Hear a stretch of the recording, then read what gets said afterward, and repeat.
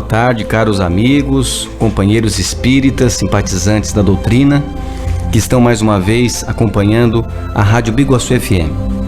Estamos iniciando mais um programa Conhecendo o Espiritismo. Vamos ouvir o hino de louvor a Deus na voz de Marcos Viana, o Pai Nosso.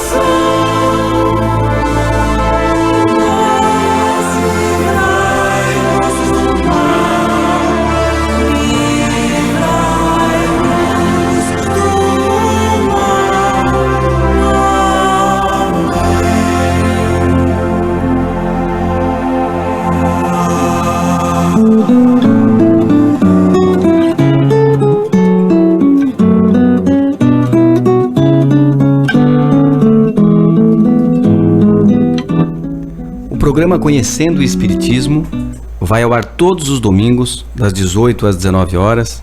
O programa de hoje está a cargo do Grupo Espírita A Caminho da Luz.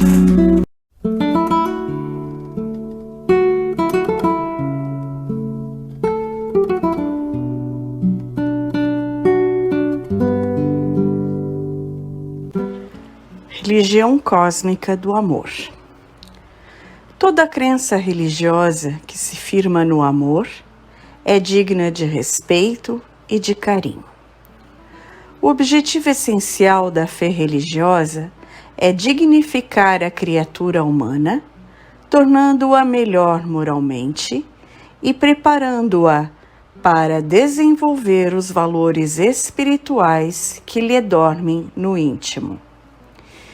Em razão do mergulho na matéria, o espírito perturba-se quase sempre esquece os compromissos assumidos na espiritualidade, deixando-se comandar pelas manifestações do instinto que o ajudaram nos períodos remotos da evolução, mas que foram suplantados pelo discernimento e pela consciência, permanecendo somente aqueles que preservam a vida e dão sentido existencial. Na neblina carnal, no entanto, a predominância da matéria, como é compreensível, dificulta o discernimento a respeito da finalidade da reencarnação, facultando que os sentidos físicos se direcionem para o prazer, para o gozo, para a satisfação das necessidades biológicas. A consciência, no entanto, trabalha pela eleição do significado existencial, do equilíbrio emocional, do bem-estar espiritual, alargando os horizontes da percepção para as conquistas relevantes e significativas que acompanharão o ser após o seu inevitável desencarne. Por esses motivos, entre outros, a necessidade de uma religião que se expresse em lógica e praticidade, destituída dos aparatos e das fantasias, dos interesses sórdidos do comportamento material, faz-se imprescindível para enriquecer os seres humanos de beleza e de harmonia. Isto porque a conquista da lógica, no longo roteiro evolutivo, impõe a necessidade de compreender-se tudo quanto se deseja vivenciar, a fim de constatar-se a sua resistência frente à razão em quaisquer circunstâncias.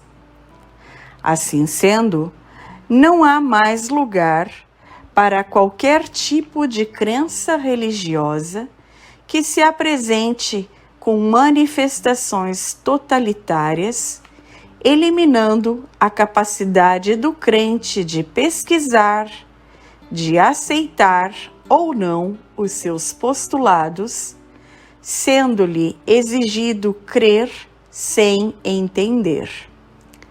É certo que ainda surgem segmentos religiosos fundamentados no fanatismo, geradores de lutas e de intolerância, tentando impor-se pela força dos seus dirigentes políticos ou de outra espécie, mas não pela sua estrutura racional e profunda. Naturalmente, ante o impacto do progresso, aqueles que lhes aderem ao comportamento logo desenvolvem o senso da razão e os abandonam, isso quando não lhes permanecem vinculados pelos frutos apodrecidos dos interesses materiais que lhes rendem prestígio, poder e recursos econômicos. Nesse caso, sendo destituídas do sentimento de amor, de compreensão e de bondade, estando ausentes o respeito pelo próximo e pelo seu direito de acreditar naquilo que mais lhe convém e felicita, essas estranhas doutrinas mais atormentam do que consolam, seduzindo grande fatia da sociedade que ainda permanece vitimada pelos atavismos, quando se fizeram poderosas e esmagaram aqueles que eram considerados adversários do comportamento enfermiço. Foram essas religiões, trabalhadas pela força política e pelos impositivos da ignorância, que se encarregaram de afastar os fiéis das diretrizes do amor que conduz a Deus, abrindo espaço para os comportamentos agressivos e a revolta constante, facultando o desenvolvimento do materialismo e da recusa, que lhes bloquearam a capacidade de crer e, por efeito, de abraçar os ideais de religação com a divindade. Nesse abismo, a misericórdia divina proporcionou à humanidade uma crença religiosa que atende perfeitamente ao mandamento maior e, ao mesmo tempo, conforta e tolera todos quantos não lhe dão guarida.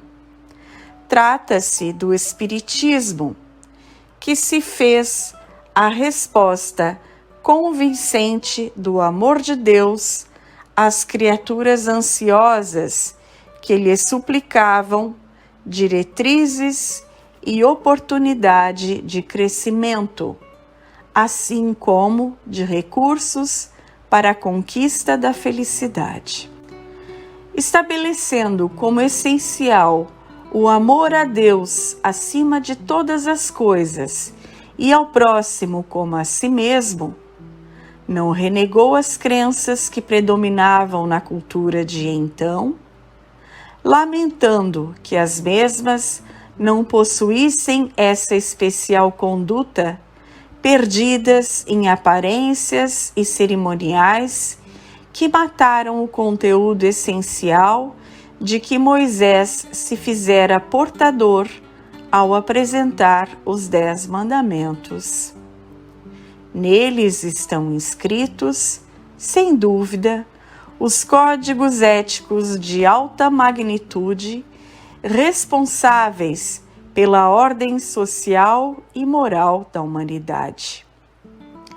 Jesus, complementando, porém, a propositura do amor, de que a sua doutrina se faz o reservatório inesgotável, transformou-o em código superior de socorro aos infelizes de todos os matizes, utilizando-se da ação da caridade como sendo a sua expressão mais elevada. Com a sua visão superior, conhecia a fragilidade daqueles que se candidatavam ao ministério da sua palavra, tolerando-lhes a fraqueza moral, mas não concordando com ela, de modo que anunciou o Consolador, que ele rogaria ao Pai enviar, a fim de que o rebanho não ficasse esparramado, sem diretrizes de segurança, nos momentos difíceis do futuro que se apresentariam para a conquista da real felicidade. E cumpriu a promessa por ocasião do advento do Espiritismo. Ao Espiritismo compete, portanto, o dever, através dos espíritas sinceros, de propagar os seus postulados, de divulgar as imorredoras lições do Evangelho, de demonstrar a excelência dos seus paradigmas, o alto significado de que se fazem instrumento as comunicações espirituais, a magnitude da reencarnação, a convivência com o bem e a sintonia com o inefável amor de nosso Pai. A religião cósmica do amor, desse modo, no Espiritismo encontra o solo abençoado e fértil para apresentar-se e enflorescer-se, produzindo os frutos da felicidade a que todos aspiram, sem nenhuma desconsideração pelas demais que se fundamentem no mandamento maior, vivendo a tolerância e a caridade indiscriminadas.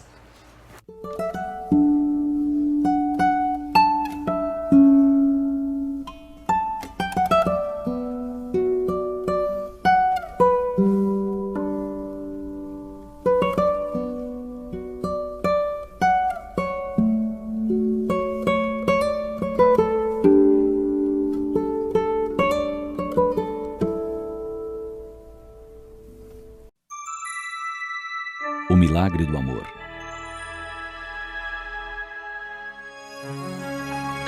Percebendo as árduas lutas por que passam seus irmãos na face da terra, um espírito benfeitor ditou uma mensagem que intitulou O Milagre do Amor, e que é mais ou menos assim.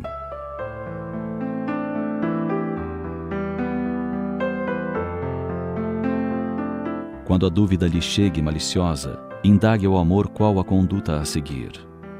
Quando a saudade avizinhar-se tentando macerar-lhe o coração, refugie-se no amor e deixe que as recordações felizes iluminem a noite em que você se encontra. Quando a aflição aturdir-lhe o íntimo, chame o amor para que a calma e a confiança predominem nas suas decisões. Quando a suspeita buscar aninhar-se em seu coração, dirija o pensamento ao amor e a paz dominará as paisagens dos seus sentimentos. Quando a cólera acercar-se da sua emotividade, recorde-se do amor, e suave balada de entendimento se lhe fará ouvida na acústica da alma. Quando o abandono ameaçar estraçalhar-lhe os sonhos, ferindo-lhe a alma, busque o amor, que lhe dará fortaleza para prosseguir, embora a sós. Em qualquer situação, dirija-se ao amor. Só o amor possui o correto entendimento de todas as coisas, e fala em silêncio a linguagem de todos os idiomas.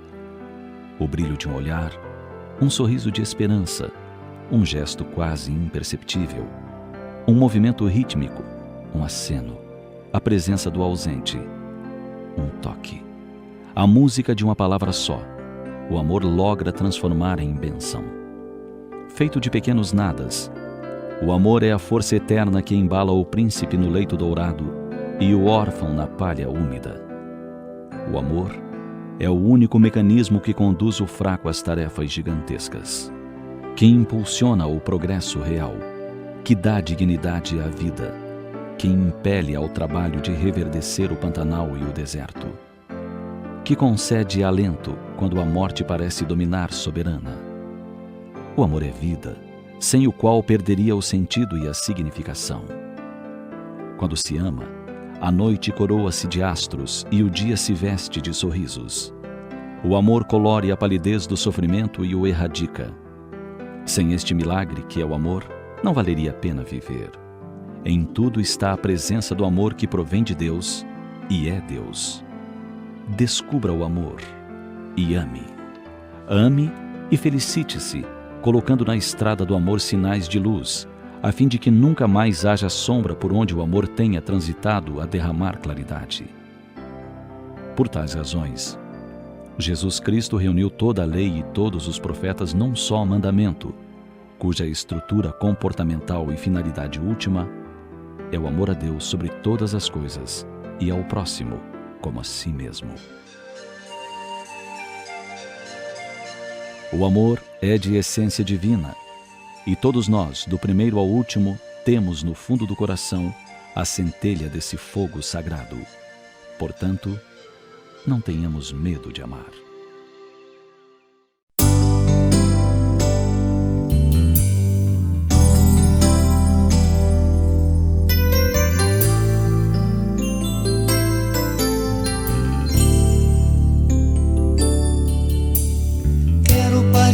minha vida. Quero luz no meu caminho, quero te ver. Entender que tudo passa, que a terra é uma escola, quero aprender. O amor é a estrada que devemos caminhar. Quem tiver vontade firme tem felicidade. Vem viver a emoção, dê a mão, vamos seguir. Quem quiser um tempo novo tem que ter bondade. Eu quero amor, eu quero amor, eu vou te amar, eu vou te amar. fazendo assim a nossa vida vai mudar. Eu quero amor, eu vou te amar, eu vou te amar. fazendo assim a nossa vida vai mudar.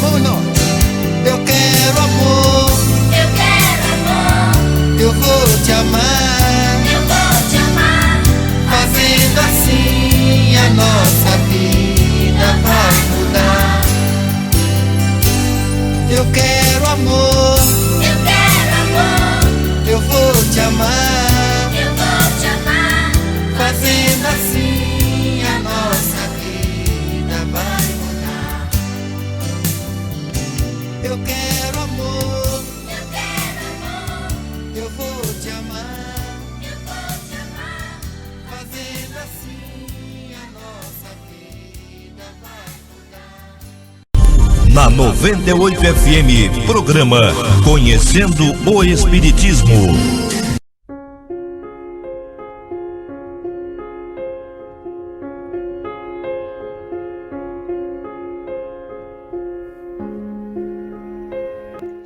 Doutrina espírita ou espiritismo é o conjunto de princípios e leis revelados pelos espíritos superiores contidos nas obras de Allan Kardec, que constituem a codificação espírita. O Livro dos Espíritos, o Livro dos Médiuns, o Evangelho segundo o Espiritismo, o Céu e o Inferno e a Gênese.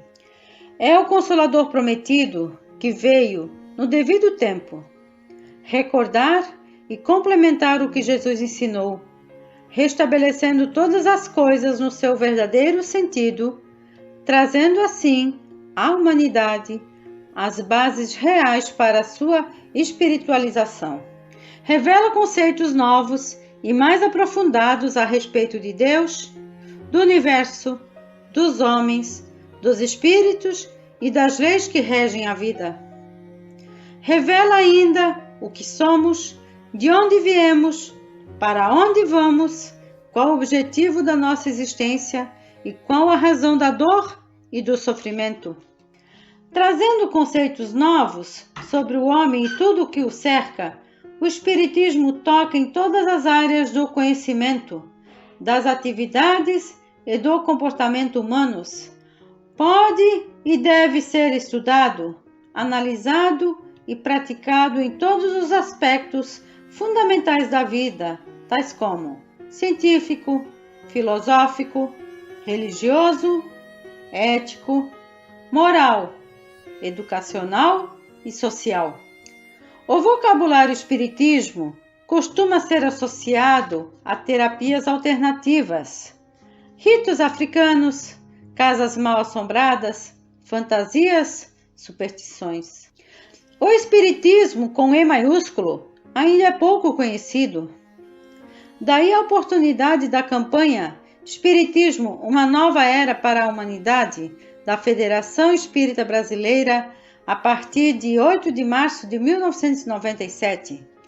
Pode parecer pretensioso o título, mas qualquer iniciante sabe que a doutrina espírita vem na vanguarda de movimentos renovadores que preparam a promoção de nosso planeta na sociedade dos mundos. Deixará a condição de provas e expiações para a de regeneração, conforme está em Evangelho segundo o Espiritismo. Isso não significa que o Espiritismo será a religião do futuro, mas, sem dúvida, no futuro seus princípios estarão em todas as religiões, porquanto enunciam leis que regem nossa evolução, como a lei de causa e efeito, a lei da reencarnação, a lei de sintonia psíquica.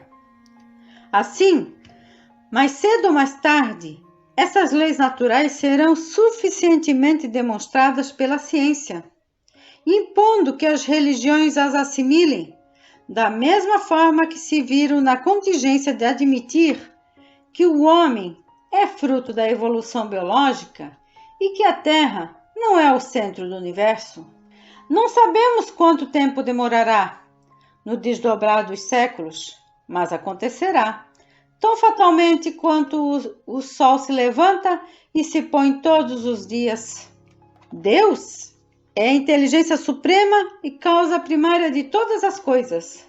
É eterno, imutável, imaterial, único, onipotente, soberanamente justo e bom. Pesquisa publicada nas revistas informativas revela que 99 entre cada 100 brasileiros acreditam em Deus. Como os adúlteros, os estelionatários, os assassinos, os assaltantes, os egoístas, os maledicentes, os mentirosos, os prepotentes, os violentos, os agressivos, todos os que se comprometem em deslizes morais, constituem bem mais de 1% da população. A conclusão é óbvia. Essa gente toda é o que é, não obstante acreditar em Deus. Espantoso? Teoricamente, a crença num poder supremo que nos criou, que nos governa, que nos vê, que julga nossas ações, impondo-nos penas ou recompensas, é o grande instrumento para disciplinar o comportamento humano. Essa contradição não é novidade. Já em sua Epístola Universal, o apóstolo Tiago diz que o diabo, o espírito mau, também crê em Deus e até treme.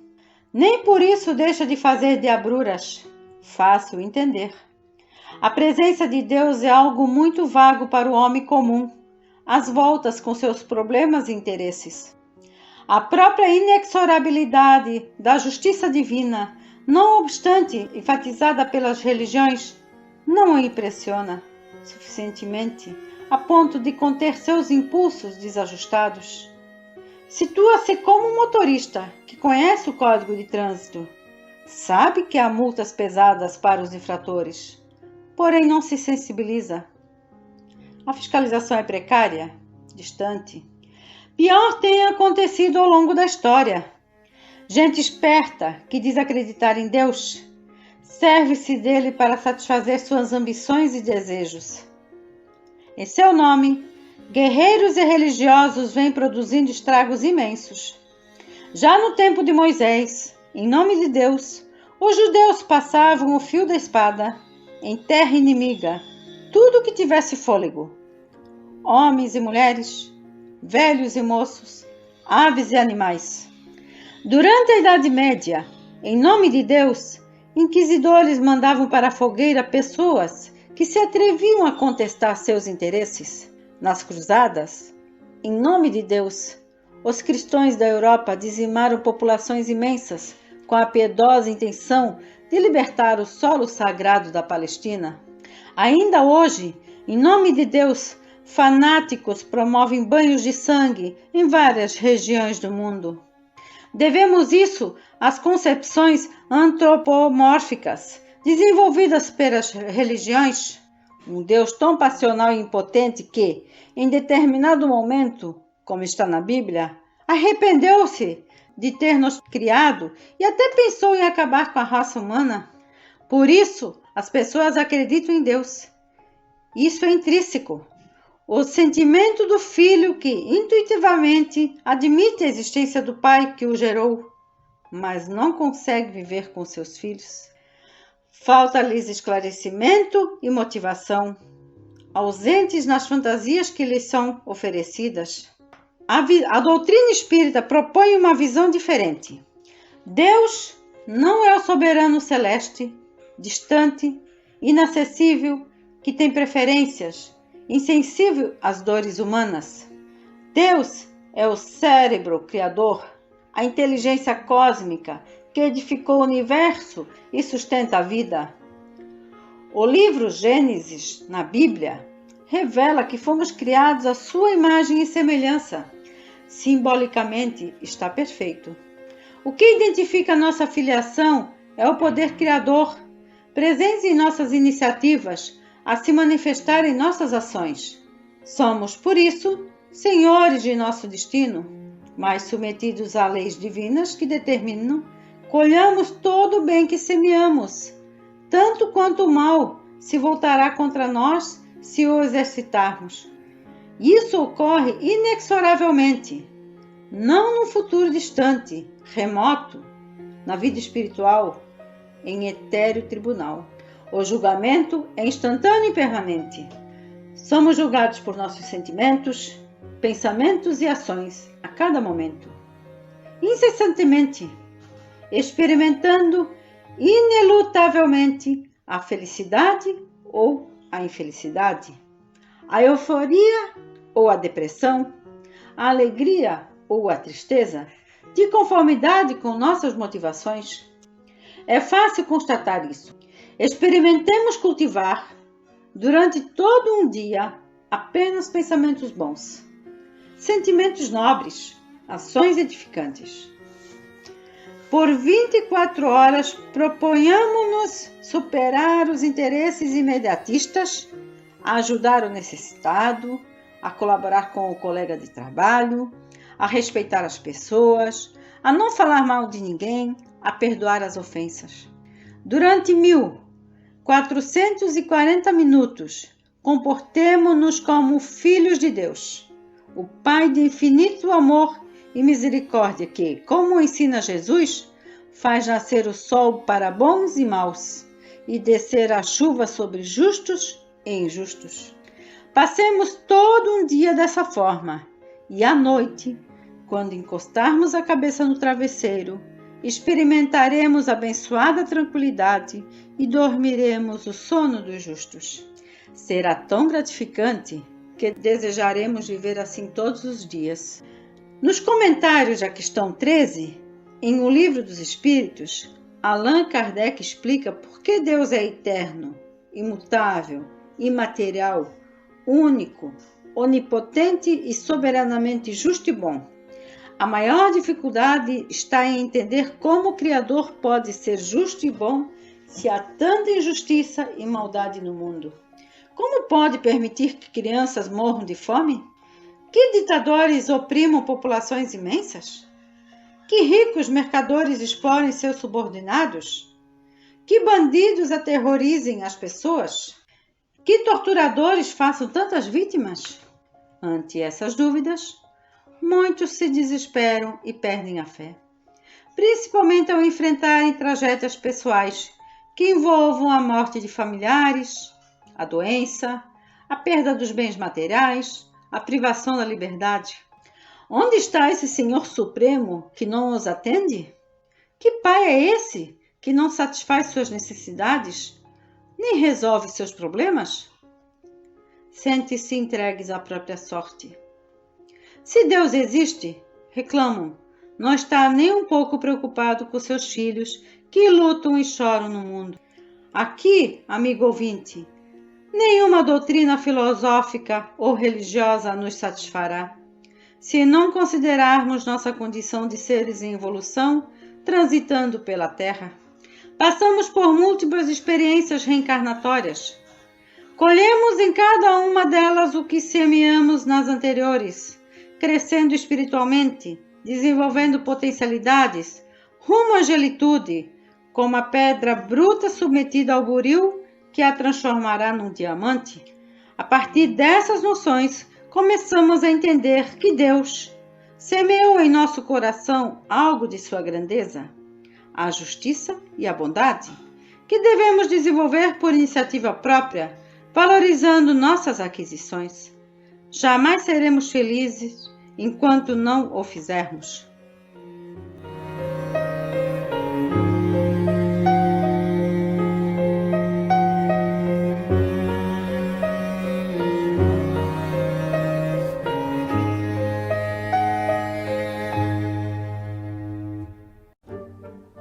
Vamos contar a história da doutrina espírita e de Allan Kardec.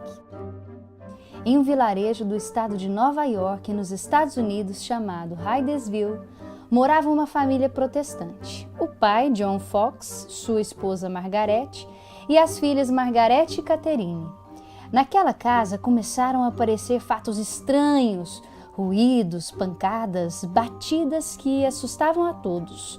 Em 31 de março de 1848, quando as pancadas ficaram mais fortes, as irmãs Fox resolveram desafiar o mistério e começaram um diálogo.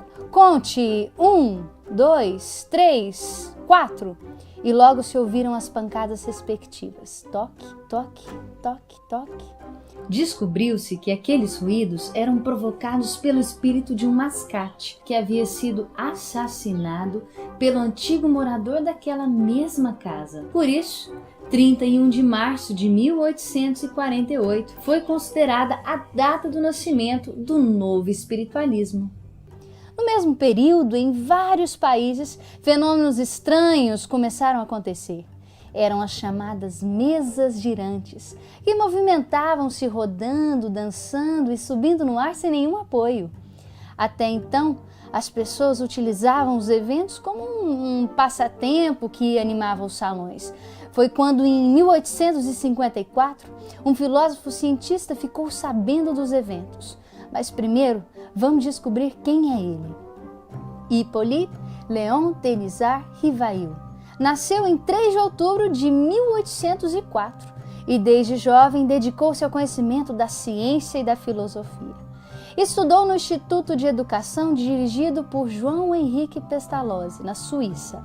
Em 1822, voltou para a França, onde passou a escrever livros didáticos.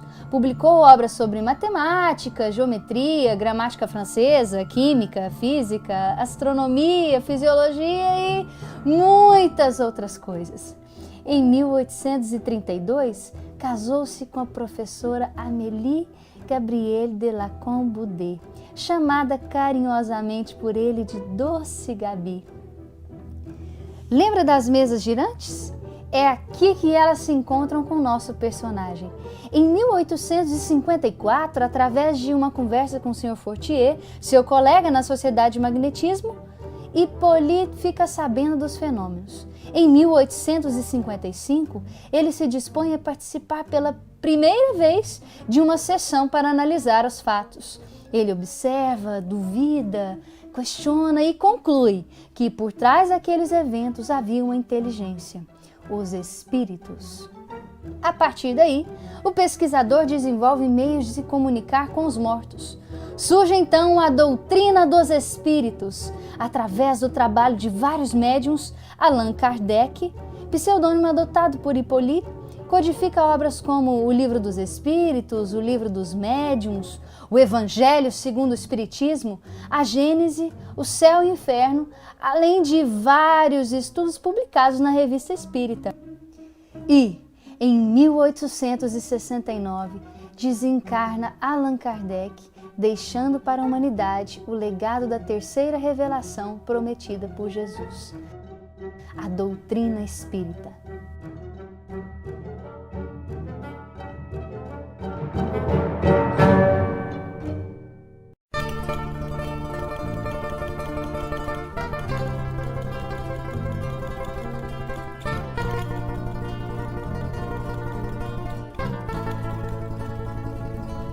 Se é servidor da doutrina, da fé que fala a razão, não te esqueças de cuidar da própria renovação.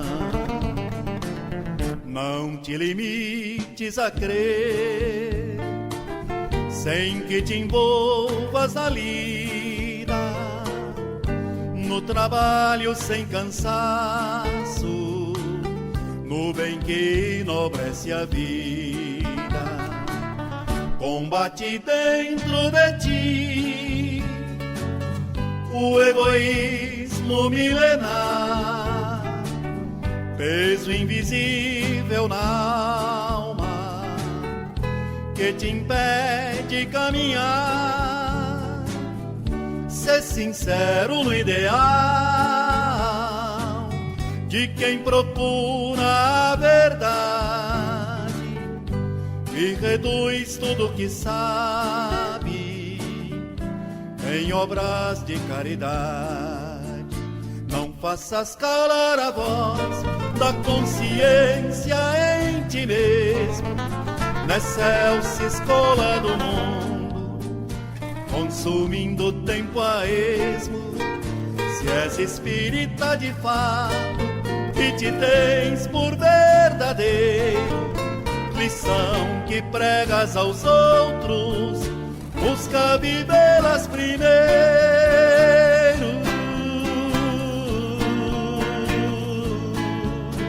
La la la la la la la la la la la la la.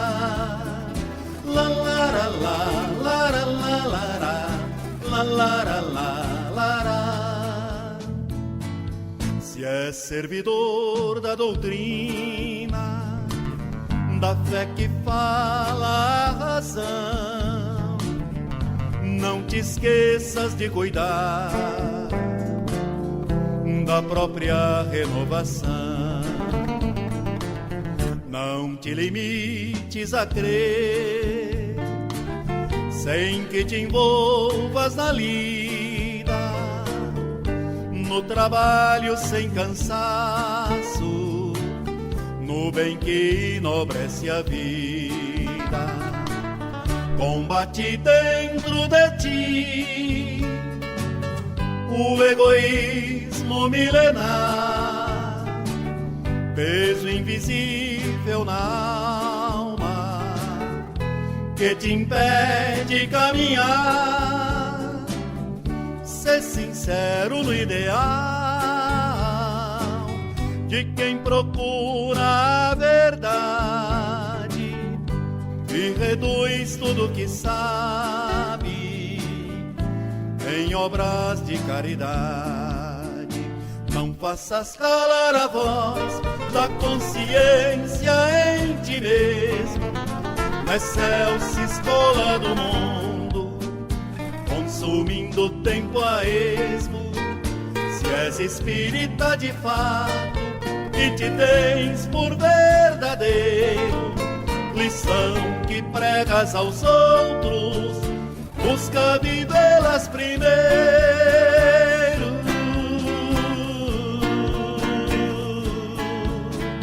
La la la la la la la la la la la la.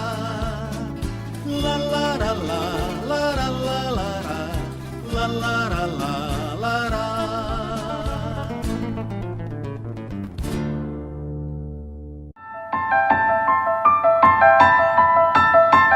De todos os desvios da vida humana, o suicídio é talvez o maior deles pela sua característica de falso heroísmo, de negação absoluta da lei do amor e de suprema rebeldia à vontade de Deus, cuja justiça nunca se faz sentir junto dos homens sem a luz da misericórdia. Emmanuel, o Consolador, psicografia de Francisco Xavier. Uma campanha. Grupo Espírita A Caminho da Luz, Biguaçu, Santa Catarina. www.radiofraternidade.com.br. Programa Espírita Conhecendo o Espiritismo e Programa Espírita Luz e Fraternidade.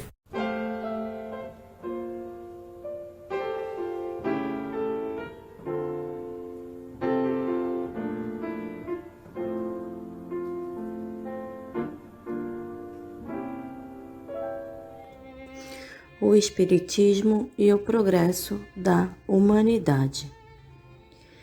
É incontestável a imensa contribuição da doutrina espírita para o progresso da humanidade. Por ser uma ciência que trata da natureza, origem e destino dos espíritos, bem como de sua relação com o mundo corporal, e ter como princípio a imortalidade da alma e sua evolução constante, através da pluralidade das existências, ela funciona como o mais eficaz antídoto ao materialismo. O materialismo é o maior obstáculo à construção de um edifício social sustentável. Ele tem suas bases plantadas na crença de que tudo é matéria e de que a vida se resume ao curto estágio no corpo físico. Sendo assim, carece de uma visão futurista e todo o seu projeto restringe-se ao hoje. Com base em tão acanhada visão, o materialismo subestima os 3 fatores de sustentação de uma sociedade: a fraternidade, a igualdade e a liberdade, enquanto o Espiritismo os valoriza. A fraternidade é consequência do reconhecimento de uma paternidade comum. Todos somos filhos de Deus. A igualdade é uma variante do exercício da cidadania, da justiça social, que diz que todos somos iguais perante a lei, pois a sociedade, seja ela boa ou má, deve ser um bem comum. A liberdade, independente de nacionalidade, etnia ou condição social, deve ser um direito de todos em cumprimento à liberdade de pensar e agir, contanto que não seja posta em risco a liberdade dos outros, ou seja, o exercício da liberdade com responsabilidade. O Espiritismo, em seu aspecto moral, tem por base a doutrina de Jesus, da qual estes 3 elementos se originam e que, na verdade, formam a base para uma sociedade ideal, que os espíritos costumam chamar a nova era. Podemos dizer que nesse tempo os princípios espíritas serão compreendidos e mais aceitos do que o são hoje. Assim, concluímos com base na resposta da espiritualidade a Allan Kardec em O Livro dos Espíritos. O Espiritismo se tornará crença comum ou ficará sendo partilhado como crença apenas por algumas pessoas? Certamente que se tornará crença geral e marcará nova era na história da humanidade. porque está na natureza e chegou o tempo em que ocupará lugar entre os conhecimentos humanos. Terá, no entanto, que sustentar grandes lutas, mais contra o interesse do que contra a convicção, porquanto não há como dissimilar a existência de pessoas interessadas em combatê-lo, umas por amor próprio, outras por causas inteiramente materiais. Porém, como virão a ficar insulados, seus contraditores se sentirão forçados a pensar como os demais, sob pena de se tornarem ridículos. Com o exposto, não devemos concluir que o Espiritismo se tornará crença comum através de um passe de mágica. Em curto prazo, será mantidas as devidas proporções, como a germinação de uma semente que se transforma em árvore frondosa. Haverá um período de transição, através do qual acontecerá o enfraquecimento das velhas ideias. Esse enfraquecimento se dará naturalmente com o retorno ao plano espiritual daqueles que as defendem e o surgimento das novas que serão disseminadas pelas gerações porvindouras, compostas de espíritos mais evoluídos, iluminados pelo progresso que os ciclos reencarnatórios lhes proporcionaram, sendo os princípios espíritas uma extensão das leis naturais, indispensáveis ao progresso da humanidade. Essa nova geração os trará em seu psiquismo, favorecendo a que se estabeleçam na terra a justiça, o amor e a caridade. Mas há uma dúvida que com certeza povoa a mente do ouvinte.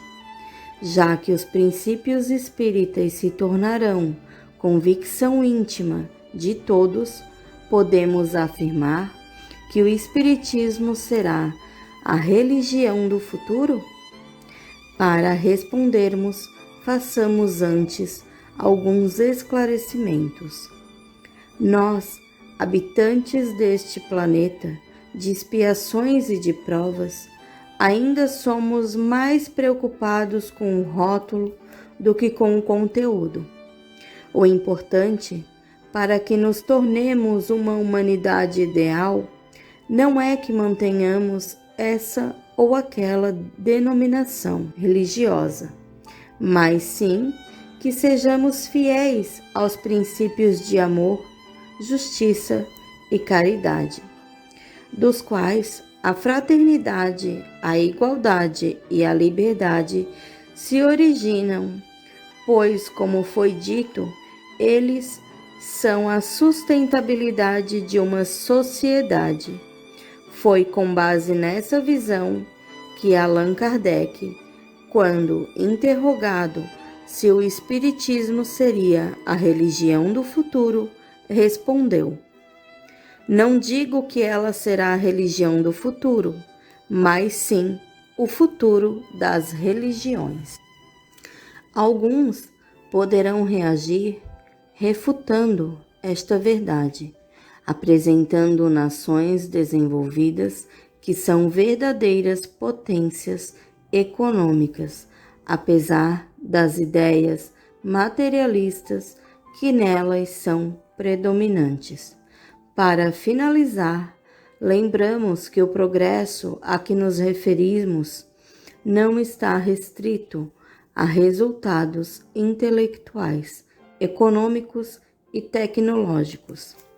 Aqui defendemos o progresso intelecto-moral, que em uma sociedade será identificado principalmente pelo fiel, cumprimento da lei de amor, justiça e caridade, conforme nos ensinam os mentores espirituais em O Livro dos Espíritos.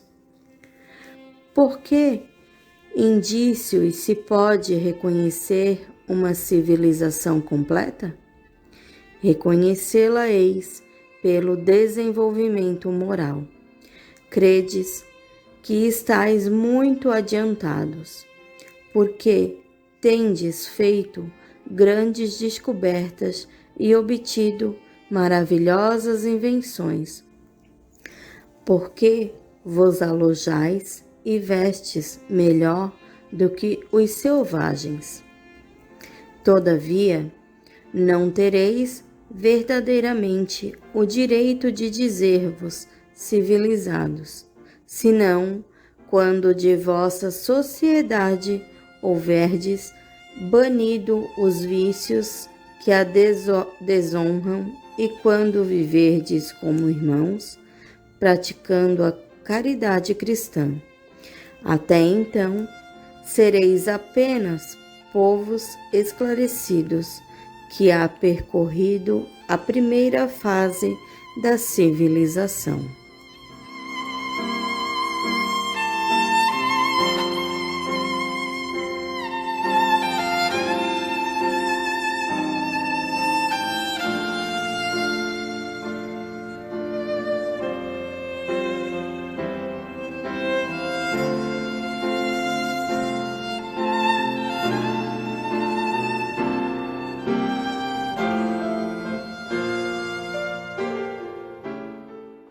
O Espiritismo.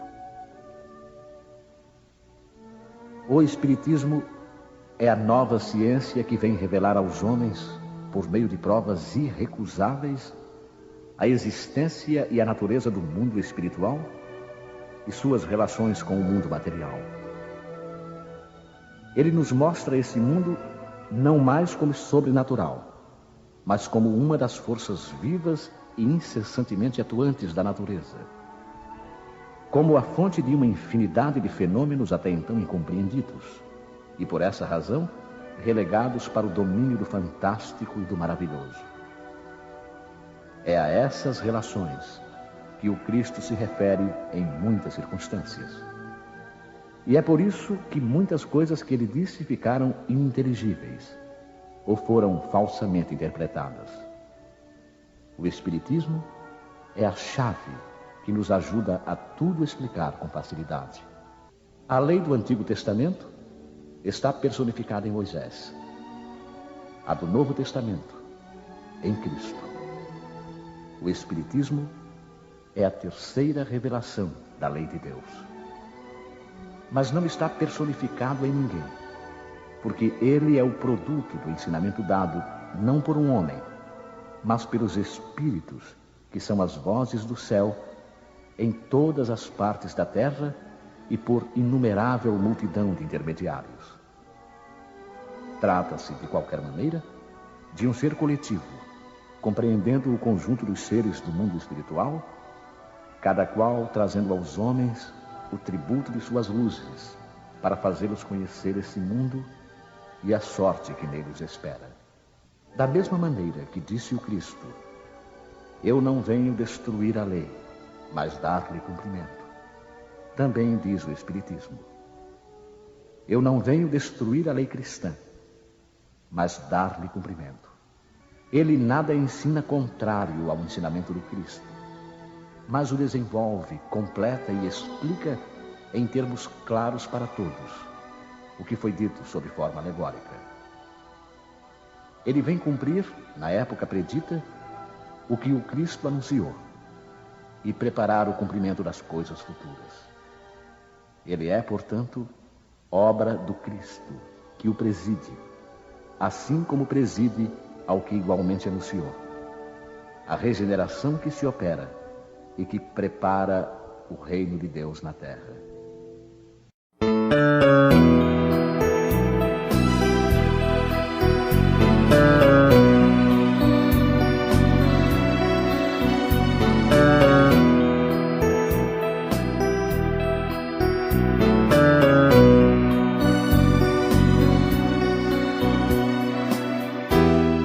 passado eu mudei, eu não sabia.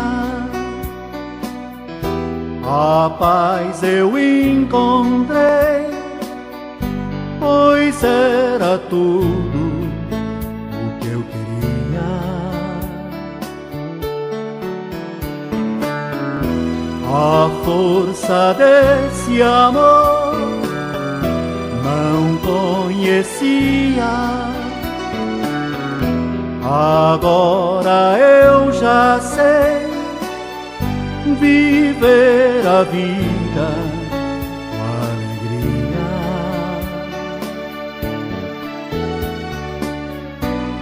Ó meu Senhor, estou aqui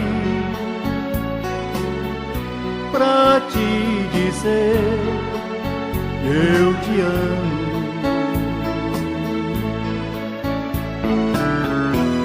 Tu és o abrigo e a luz no meu caminho, por isso, meu Jesus, já não me sinto tão sozinho.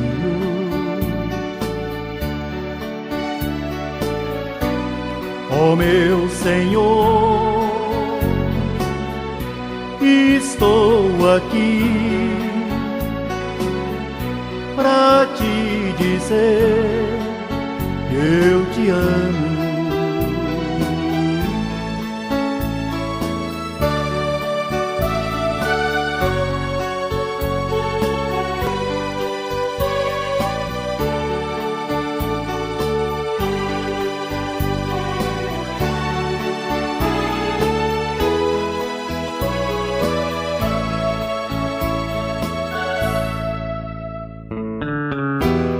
A força desse amor não conhecia,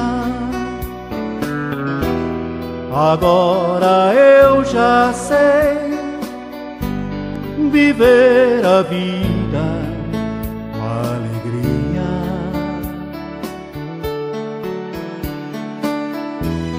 Tu és o abrigo e a luz no meu caminho, por isso, meu Jesus, já não me sinto tão sozinho.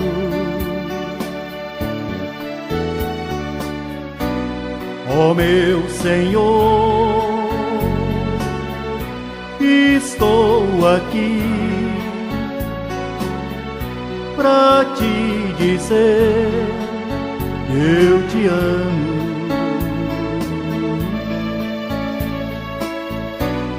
Ó meu Senhor, estou aqui pra te dizer que eu te amo.